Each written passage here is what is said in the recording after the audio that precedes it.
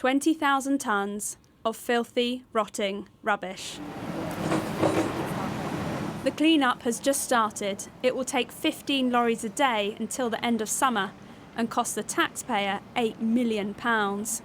It's only when you come to a site like this that you realise quite how disgusting it is. They are huge, they give off the smell of egg, and here they've got one of these machines to try and mask the smell. There are hundreds of these sites around the country, and the government says it has a national solution, pledging help for landowners to clean up and extra powers and cash for the Environment Agency. The new funding that you've promised is going to be £15 million a year, but this site alone is going to cost £8 million to clean up, and overall across the country it's costing us £1 billion every year. So this new funding, it's not going to touch the sides, is it? But we've got to, as the Environment Secretary, I stick by the principle that the polluter should pay. We've got 4 arrests already been made here. The idea is that we reclaim the costs from the criminals, and that's why we've toughened up the penalties. But the taxpayer is paying for this, £8 million. But we will recover as much of the cost of that as we possibly can. Waste crime is seen as the new drug dealing.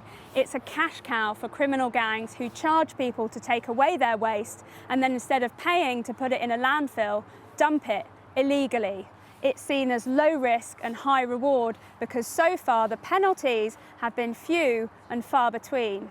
We have the police, we have a regulator, and yet this is a booming criminal industry. That's why we have already increased the capacity of the Environment Agency when it comes to drones, to see from the air what's going on, to try and stop this kind of criminality in its tracks before it gets to this extent. Because sites like this keep growing despite residents sounding the alarm, and over their complaints seem to fall through the cracks.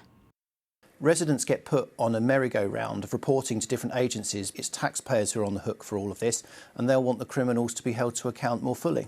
Eventually, these fields should turn green again. The Environment Agency says its new technology will help it get ahead of criminal gangs. But with an average of 10 new sites appearing every week, they have a long way to go. Victoria Seabrook, Sky News.